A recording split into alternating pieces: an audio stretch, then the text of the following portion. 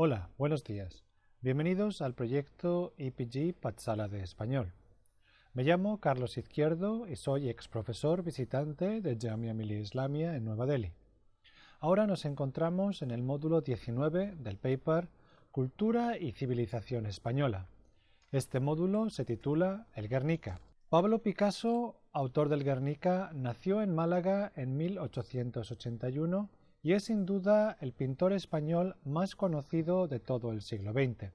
En 1891, la familia se vio obligada a abandonar Málaga debido a que el padre había obtenido un traslado a La Coruña, donde se había creado una plaza de profesor en la Escuela de Bellas Artes. En el año 1895, la familia se trasladó a Barcelona, donde Picasso accedió a la Escuela de Bellas Artes. Trabó amistad con los círculos intelectuales y bohemios de la época y se trasladó a París en el año 1900. Allí formó parte de un círculo de artistas de gran importancia como André Breton, poeta, Guillaume Apollinaire, escritor, Alfred Jarry y Gertrude Stein. Volvió a Barcelona en junio de 1898, enfermo, y se trasladó a Horta de Ebro, un pequeño pueblo al sur del río Ebro. En esta estancia, Picasso se reencontró con las raíces primordiales del país y con un cierto retorno a la naturaleza, más en consonancia con el ideario modernista, lo que constituyó uno de los primeros episodios primitivistas de su carrera. Entre 1901 y 1904, Picasso fue avanzando en su investigación artística con una línea de pinturas que utilizaban sobre todo el color azul, de ahí que se hable del periodo azul. En esta época vivía en Barcelona y París y trabajaba frenéticamente. Su obra empezaba a despertar la atención de los críticos. Hacia finales de 1906 empieza a tomar los primeros bocetos de las señoritas de Aviñón, el que será su primer cuadro cubista. La visita al Museo de Etnografía de París le impactó mucho y en 1907 pintó Las señoritas de Aviñón, cuadro con el que se funda el cubismo. El cubismo es una técnica pictórica inventada por Picasso y su amigo Braque, en la que se superponen en el lienzo varios planos para crear una nueva manera de relacionarse con la realidad en el espacio bidimensional del lienzo. El éxito de esta técnica será muy grande e influirá en muchos pintores importantes de la época. A mediados de los años 20, Picasso ya se había convertido en uno de los pintores más famosos de Europa. Había abandonado en gran medida la vida bohemia y en 1921 nacía su primer hijo, Pablo. Fue abandonando el cubismo más radical de la etapa anterior e integrando otras influencias como el surrealismo. En esos años la polarización política se extendía por el continente con el ascenso del fascismo en Italia, el comunismo en la URSS y finalmente el nazismo en Alemania. Picasso no se involucró directamente en la lucha política, si bien tampoco se mantuvo al margen. En relación a la Segunda República Española, Picasso se mostró desde el principio favorable a esta opción política, si bien continuó viviendo en Francia. Cuando estalló la Guerra Civil, Picasso intentó apoyar a la República como muchos otros pintores e intelectuales de la época como Miró o Buñuel. En estas circunstancias recibió el encargo de pintar un mural para el pabellón de la Segunda República en la Exposición Internacional de París. Para ello, alquiló un estudio grande en el centro de París y se puso a trabajar. Fue entonces cuando llegaron las noticias del brutal bombardeo por parte de la aviación alemana de la ciudad de Guernica. Picasso abandonó su proyecto anterior y pintó el Guernica, obra en la que se plasma el horror de la guerra en su máxima expresión. La obra fue expuesta en el Pabellón de España y atrajo gran atención internacional. Hoy en día se encuentra en el Museo Nacional Reina Sofía de Madrid. Para saber más sobre la vida y obra de Picasso, consulta los materiales complementarios. Vamos a hablar ahora sobre la Guerra Civil Española y el bombardeo de Guernica en 1937. Como vimos en el módulo 18, durante la Guerra Civil Española el bando sublevado recibió el apoyo de Italia y Alemania, las potencias del bloque fascista o del Eje. Esta ayuda se materializó sobre todo en material militar y apoyo aéreo y fue decisiva en la victoria de Franco sobre la República. Tras el lanzamiento de julio de 1936, Franco cruzó el estrecho de Gibraltar con el objetivo de entrar lo más rápidamente posible en Madrid y poner fin al gobierno republicano. Sin embargo, la encarnizada defensa que milicianos, Guardia Civil, miembros leales del ejército y brigadas internacionales hicieron de la ciudad impidió que el plan de los golpistas saliera adelante. En consecuencia, cambiaron de estrategia y se dedicaron a dominar militarmente otras zonas que permanecían bajo el mando republicano. Dentro de estos frentes, el más importante fue el del norte, ya que en esa zona había recursos mineros que podían resultar vitales en caso de que la guerra se prolongara, como así fue. Por esta razón, Franco avanzó sobre Asturias, Cantabria y el País Vasco en 1937. En este contexto bélico se produjeron los primeros bombardeos sobre ciudades. Evidentemente, la aviación ya se había empleado en la Primera Guerra Mundial y también en la Guerra Civil para destruir vías de comunicación, puntos de abastecimiento, puentes, etc. Sin embargo, con el desarrollo de la tecnología de vuelo en los años 30, los aviones entraron a formar parte de la vanguardia del ataque, pues podían hacer desplazamientos mucho más largos y llevar bombas mucho más potentes. Jugaron desde entonces un papel muy significativo en el desarrollo de las guerras. Sin embargo, el hecho característico del bombardeo de Guernica es que no se trataba ni de un punto estratégico ni de un frente de batalla. Fue un bombardeo sobre una población civil con el objetivo de causar desmoralización y terror entre el bando republicano. Además, se trata de un enclave de gran simbolismo para la población vasca, ya que en esta ciudad se habían redactado las leyes de la región vasca durante siglos, las llamadas Juntas Generales de Vizcaya. El bombardeo fue muy intenso, duró toda la tarde y dejó la ciudad reducida a cenizas. El número de víctimas, sin embargo, no fue muy elevado, entre 250 y 300 según las últimas estimaciones, si bien hay fuentes que hablan de más de 1 millar. La mayoría de la población sobrevivió en refugios. Hay un intenso debate entre los historiadores acerca de quién dio la orden de bombardear Guernica. Si bien es cierto que el bombardeo corrió a cargo de aviones y militares alemanes, parece incuestionable que la orden debió proceder del bando franquista. No existe ningún documento que apunte directamente a Francisco Franco, pero hay indicios en este sentido. Finalmente, Guernica se convirtió en un símbolo de la República asediada por el poder del fascismo, en gran medida gracias a la obra de Picasso y a las crónicas enviadas por los periodistas desplazados a España para cubrir la guerra. Vamos a hacer un análisis de la pintura, empecemos por describirla. El Guernica es un cuadro sonoro donde las figuras gritan y se retuercen bajo el dolor de las bombas. Es una denuncia intemporal de la violencia y el dolor, y con las mujeres representando la población indefensa en actitudes desesperadas.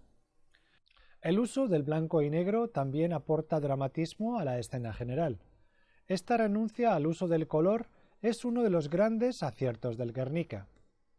En relación a la técnica empleada, Picasso combina en este cuadro elementos cubistas y expresionistas para lograr el efecto deseado. El uso de múltiples puntos de vista permite ver varios planos en los rostros que aparecen a la vez de frente y de perfil.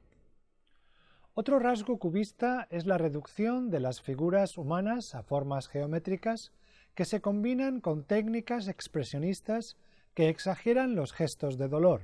La estructura del cuadro se basa en una distribución en forma piramidal de las figuras que componen la composición, con el objetivo de atraer la mirada del observador hacia el centro y hacia arriba, donde la figura ligeramente desplazada a la derecha del caballo.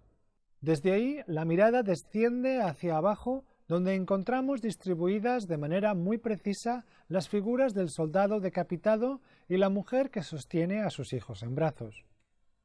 Los elementos son 1. El caballo, 2. El toro y la mujer con el niño en brazos, 3. El soldado decapitado, 4. La mujer con la vela, 5. La mujer que grita. El caballo es la figura central de la composición herido mortalmente por una lanza, tiene la boca abierta y la expresión agonizante. La posición del cuerpo del animal está deformada y representa la situación agonizante de la República Española herida de muerte por el bombardeo de Guernica. En un plano más general, se entiende a la figura del caballo como la fuerza del pueblo español oprimido por la guerra. Esto permite que se pueda leer la alegoría del caballo y la de todo el Guernica como una protesta airada contra todas las guerras, contra toda opresión. Su cabeza y su cuerpo son grises, el pecho y una de las patas de color blanco. La mujer con el niño en brazos es el modelo iconográfico de esta sección del Guernica, es una especie de Pietà, el modelo de la Virgen con Cristo en brazos que representa el epítome de la piedad cristiana como virtud. En la representación picasiana, la figura femenina está completamente deformada y el niño carece de pupilas. Es una representación muy cruda de la muerte. Cerca de la mujer con el niño en brazos, en la parte izquierda de la composición, encontramos la figura del toro. Tiene el cuerpo oscuro y la cabeza de color blanco y está representado con múltiples puntos de vista a la manera cubista característica del arte picasiano de los años 20 y 30.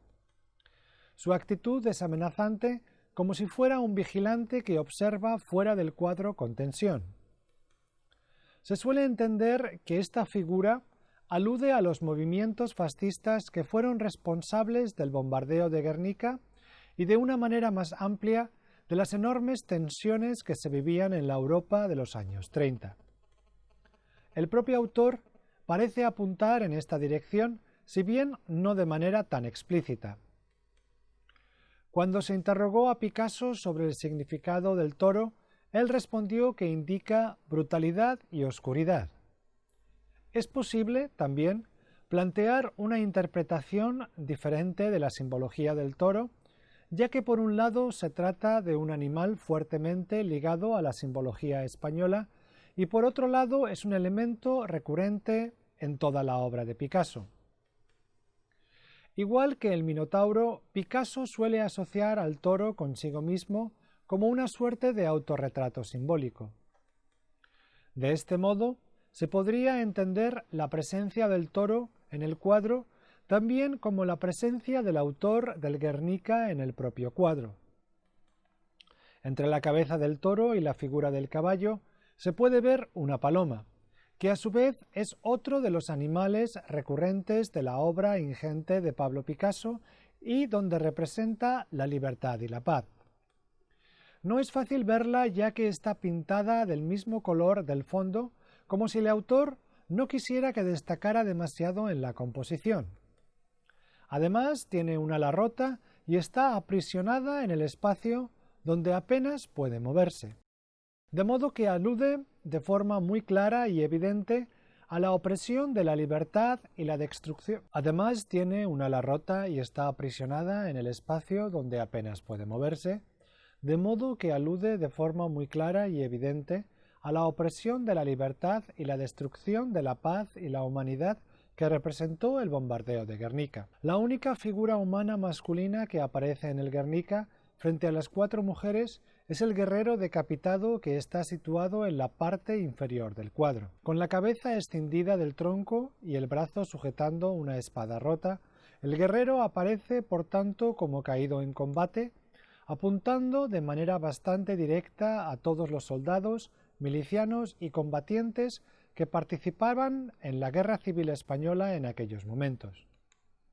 Contrasta en este sentido con la víctima inocente en los brazos de la madre de la que hemos hablado, mostrando otra faceta de destrucción y muerte provocada por la guerra. Picasso muestra así su sensibilidad hacia las diferentes víctimas de la guerra, incluyendo a los propios combatientes y su sufrimiento en la composición.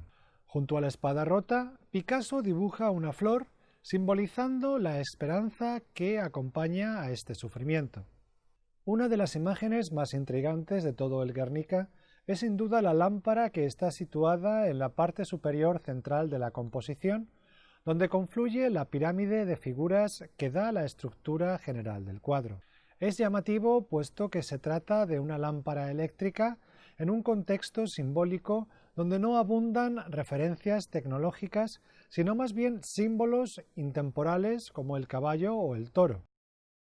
Muchos autores han interpretado esta lámpara como una referencia al avance tecnológico que ya en las primeras décadas del siglo XX estaba dejando una huella enorme en las sociedades europeas, pero que al mismo tiempo había provocado avances enormes en la industria de la guerra, con el subsecuente aumento en el horror y la destrucción causada. Históricamente, Guernica supuso el primer bombardeo sobre una población civil, y es muy probable que Picasso se planteara aludir a ello con su obra. Lo que no está tan claro es que la lámpara aluda directamente a eso,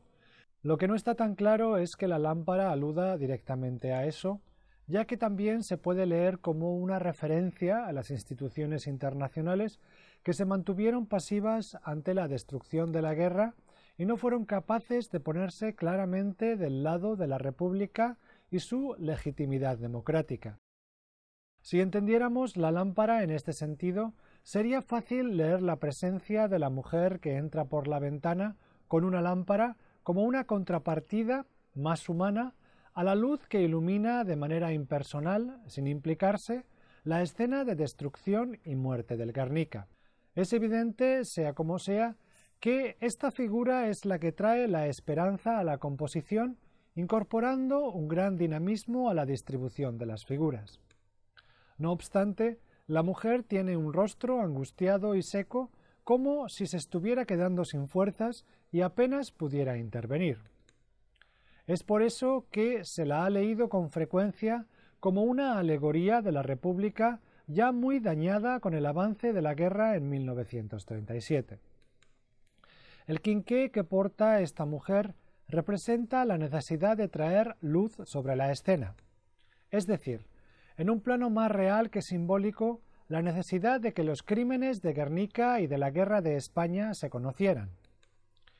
Esta era la intención inicial de Picasso con el Guernica, que no olvidemos estaba destinado a estar expuesto en la Exposición Universal de la República Española.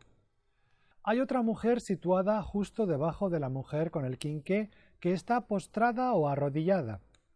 Intenta acercarse hacia el centro de la escena, donde está el caballo, pero su pierna de atrás está visiblemente descolocada y parece sangrar a pesar de que el cuadro es en blanco y negro. En este sentido, esta mujer parece ser una refugiada, alguien que escapa directamente de las bombas de Guernica, malherida y agotada. Es así como la población civil, la gran damnificada en todas las guerras, hace de nuevo aparición en el cuadro. Pero sin duda la imagen que transmite con mayor intensidad este dolor es la mujer que alza los brazos y parece consumirse a la derecha de la composición. Ella sufre directamente el efecto de las bombas y se consume en el fuego que hace arder su casa.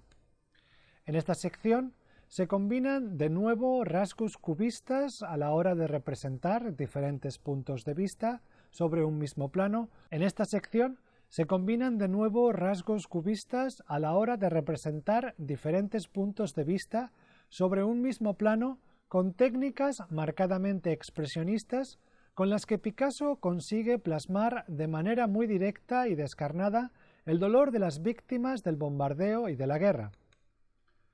Vamos a hablar ahora sobre la historia del cuadro y su trascendencia.